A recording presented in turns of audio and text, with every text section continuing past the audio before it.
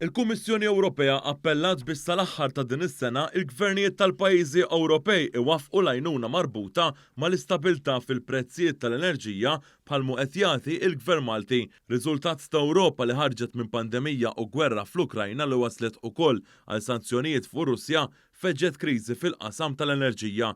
Pajjiżi Ewropej jispiċċaw arku btejhom u ħallew liċ-ċittadini tagħhom jerfgħu il-piż b'kontijiet tad-dawl li splodew il fuq. Dan ma seħħx f'pajjiżna fejn mhux biss il-konsumaturi Maltin baqa' jkollhom fost l-orħos kontijiet tad-dawl, iżda l-prezzijiet tal-enerġija f'pajjiżna baqgħu stabbli, jiġifieri molowx. Dan riżultat ta' sussidju li ħareġ il-Gvern tal-Prim Ministru Robert Abela fejn fuq is-sena l-oħra u din is-sena biss il-Gvern investa mal-biljun euro biex jgħin lill-familji u lin-negozji fax-xoħra li seta' ġiet milquta ħażin li kieku il-prezzijiet tal-elettriku spara l fuq bħalma ġara fil-bqija tal-Ewropa.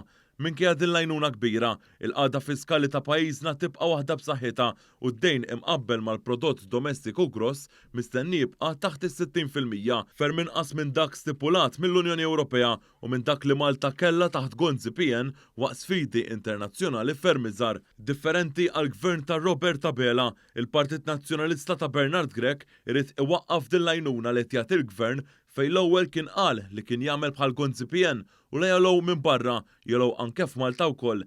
Imbagħad quddiem ir-rappreżentanti tan-negozji fosthom fabbriki li jikkonsmaw ħafna elettriku, Bernard Grech qal li l-għajnuna mhix sostenibbli. Li tibqa' tissussidja l-enerġija żgur li mhijiex l-aktar għażla sostenibbli. Il-Partit Nazzjonalista kompla b'din il-politika ta' awsterità flok inċentiv permezz tad-deputat tiegħu Chris Said li qed isostni li l-Ewropa qed tgħidlek ukoll. L-Unjoni Ewropea mhux Bernard Grech biss li l-Gvern Laburista qed tgħidlu ara x'qed tagħmel. Ibda l-phasing out. Malta mistennija wkoll għal din is-sena u s-sena d-dieħla li kollha l-inqas rata ta' qatt u t-tieni l-akbar tkabbir ekonomiku bl-inflazzjoni mistennija tonqos biżjed minn nofs is-sena d-dieħla.